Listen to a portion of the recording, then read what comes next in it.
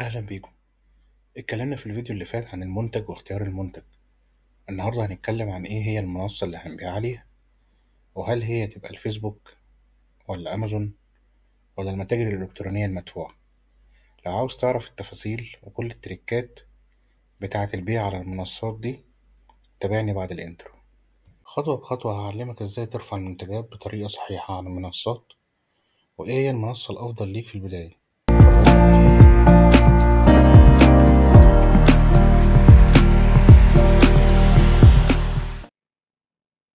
أهلا بحضراتكم مرة تانية. اتكلمنا مع بعض في الفيديو اللي فات عن إن احنا ازاي نجيب يعني ازاي ان احنا نشتري المنتج. تمام. وهنجيبه منين. هتيجي بقى المرحلة التانية، انا هسوق للمنتج بتاعي فين. عندنا اكتر من منصة ممكن نقدر نبيع عليها، زي الفيسبوك، زي امازون، زي المتاجر ان انا ممكن اعمل يعني اعمل متجر بنفسي وابيع عليه. بس يمكن المرحلة دي عايزين نأجلها شوية، عشان المرحلة دي هتحتاج ان انت تصرف فلوس، واحنا قلنا ان احنا مش عايزين نصرف فلوس في الاول. ايه الحاجات اللي هي انا مش يعني انا مش هصرف فيها كتير في الفترة دي، او ممكن تخليني مصرفش مبلغ كبير في الاول. فاول حاجة انا هعتمد عليها هي الفيسبوك والماركت بليس بالذات. تمام. والحاجة التانية، انت لازم بشكل اساسي لازم تعمل لك حساب او اكونت على امازون. عشان هيريحك من حاجات كتير. يعني في امازون انت مش هتحتاج لشركة شحن. هي اللي بتشحن لك، وهي اللي بتعمل لك كل حاجة، وهي بتحول لك الفلوس. كل حاجة هي بتعملها لك أمازون. أنت كل اللي أنت بتعمله إنك بتفتح الحساب بس، وبترفع المنتجات بتاعتك، وبتعمل ليستنج كويس. وبعد كده خلاص يعني. أنت عايز تعمل حملات إعلانية كمان معاهم ممكن تعمل، مش عايز تعمل. هبقى أوريك استراتيجية معينة ممكن إن أنت تعملها، اللي بيها تقدر متحتاجش أصلا للإعلانات دي أو للدفع. فهنبتدي كده حاجة في حاجة. هنبتدي الأول مع الماركت بليس، بما إنه هو مش هيخلينا ندفع فلوس كتير. احنا قلنا أول حاجة إن احنا معانا يعتبر لينكات التليجرام بتاعة التجار. يعني أول حاجة هنعملها إن احنا لازم نبقى مجهزين الصفحة بتاعة التليجرام. تمام. وأنا خلاص أنا في الفيديو اللي فات ممكن برضو ترجعوا للفيديو، سايب لكم لينكات التليجرام بتاعة معظم التجار اللي موجودين في منطقة النزهة. واتفقنا على إن احنا هناخد منتج يعني هنشتري منتج من المنتجات، أو هنحدد مجموعة من المنتجات معينة. تمام. هي دي اللي هنتاجر بيها. وقلنا في الأول احنا مش هندفع فلوس. احنا كل اللي احنا هنعمله إن احنا بس هنرفع المنتجات دي، وهنعمل لها وصف كويس. تمام. وهنستنى طلبات. أول ما هيجيلي طلب أنا هنزل أشتره. ده في البداية عشان أنا مخسرش الحاجة، أو ممكن يكون اختياري في البداية للمنتج اللي أنا اشتريته كنت رامي أمل عليه إن هو هيشتغل، فممكن ما يشتغلش معايا وألاقي منتج تاني بيشتغل. فأنا اللي أنا هعمله إن أنا الاستراتيجية بتاعتنا هتبقى إيه؟ رقم واحد، ثم رقم اتنين، ثم رقم تلاتة، ثم من هنا لحد مليون. لازم يبقى في استمرارية. الاستمرارية في ايه؟ في ان انا افضل انزل منتجات بشكل يومي. دي الحاجة الوحيدة اللي هتخليك بتزاحم كده زي ما بيقولوا بقية التجار او المنافسين اللي بيبيعوا زيك. ويخلي الريتش بتاعك يوصل لأكتر الناس. تمام. وخصوصا كمان بقى لو انت شاري فعلا منتج مميز، او انت مختار منتج مميز رافعه ووصفه بشكل كويس. تمام. في الحالة دي هيبقى انت ليك الأولوية عن أي حد تاني.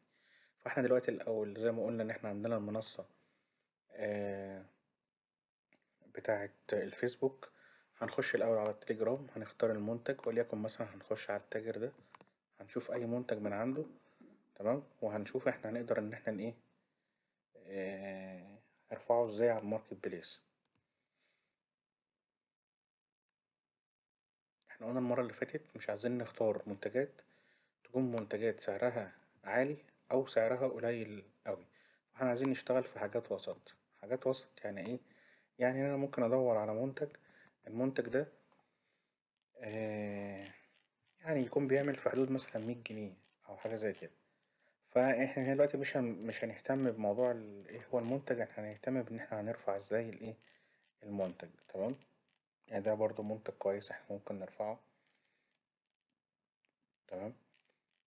فمثلا الشماعة دي شكلها جميل، بس لو هنلاحظ ان احنا قلنا المرة اللي فاتت احنا مش عايزين نشتري حاجة الأحجام بتاعتها كبيرة، عشان يعني ما ندفعش فلوس في الشحن أكتر. تمام. فهنخش دلوقتي هنشوف أي منتج من المنتجات. تمام. اللي احنا ممكن نبيعه. هنقول وليكن مثلا إن المنتج ده عجبنا. تمام. طيب أنا ببص كده زي ما قلنا إن التاجر يبقى حاطط لي أكتر من صورة. تمام. أرفعها. خلينا نشوف المجات دي مثلا، مع إننا برضو قلنا إن المجات مش هينفع إن احنا نشتغل في مجات أو في حاجات زي كده عشان الحاجات اللي قابلة للكسر. بس احنا بنعرض الفكرة بس إيه للناس. تمام. فهنشوف، لأ بلاش، يبقى خلينا نشوف منتج غيره. هنقول مثلا منتج زي ده، الصفاية بتاعت المعالق دي، هو عارض لها أكتر من صورة كويسة وشارح لها شرح بسيط وكويس ويعني وافي. فاحنا هنعمل أول حاجة هنعملها، هنخش وهنعمل تحميل للإيه، للصورة، وهنحفظها عندنا على سطح المكتب أو على الديسكتوب. تمام.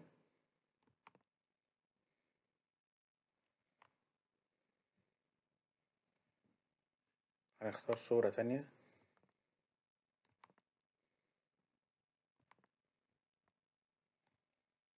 نختار صورة تالتة.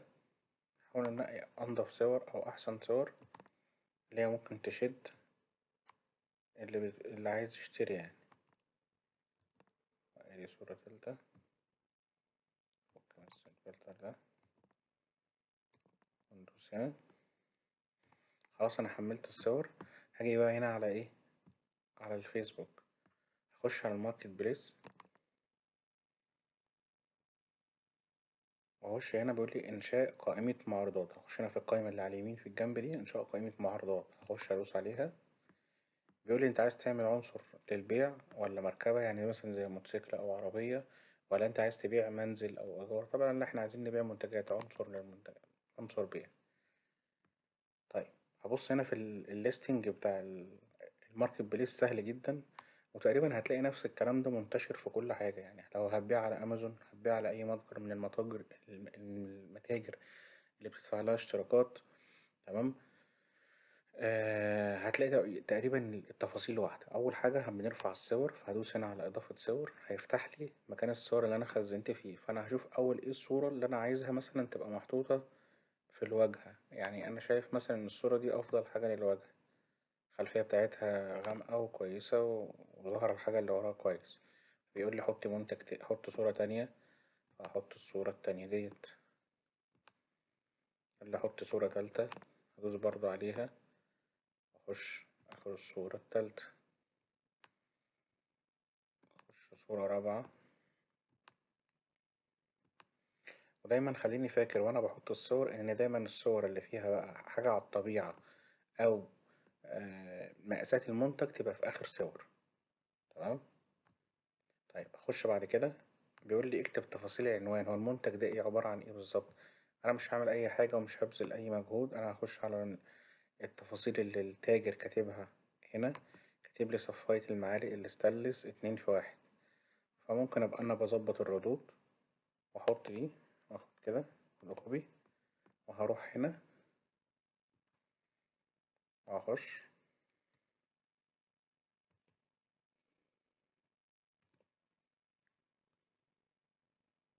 واطبع الحاجة. تمام.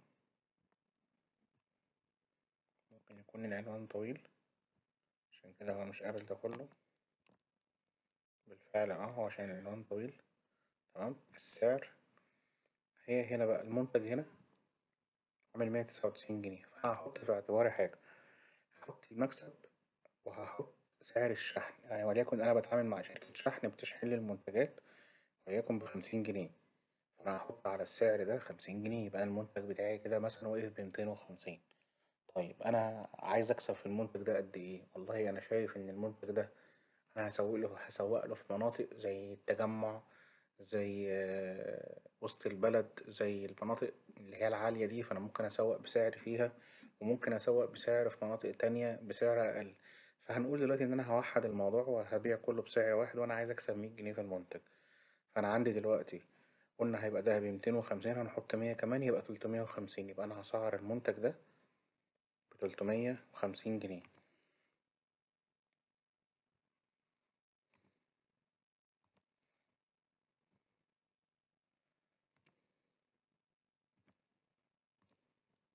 تمام. طيب هو بيقولي المنتج ده في فئة ايه؟ مطبخ ولا أدوات منزلية ولا ألعاب فيديو ولا ملابس ولا ايه؟ لأ، هو أنا شايف إن هو ده أدوات منزلية.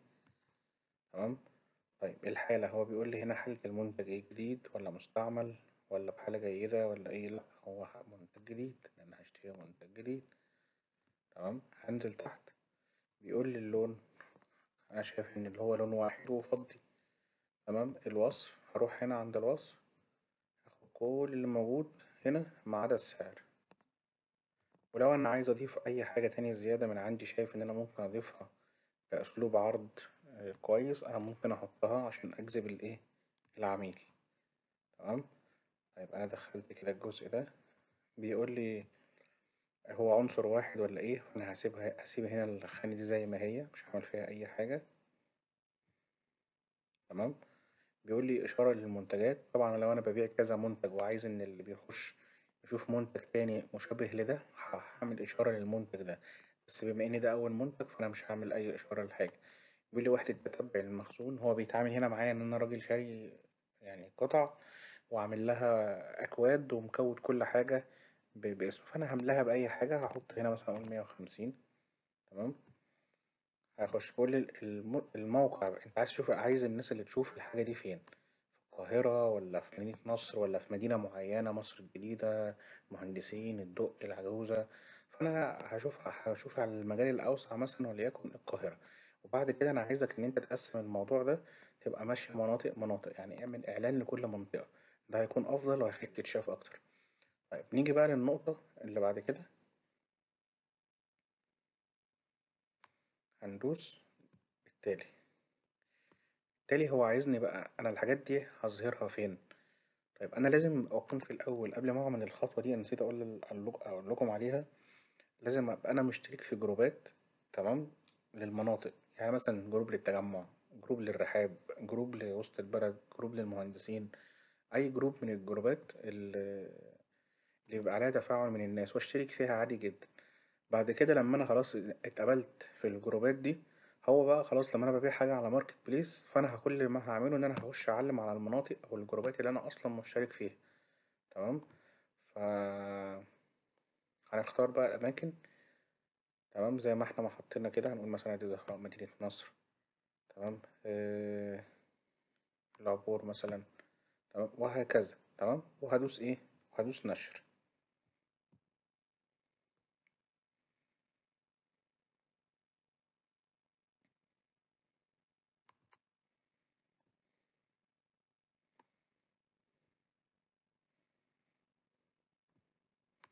هستناه، هو تحت بيحمل معايا اهو.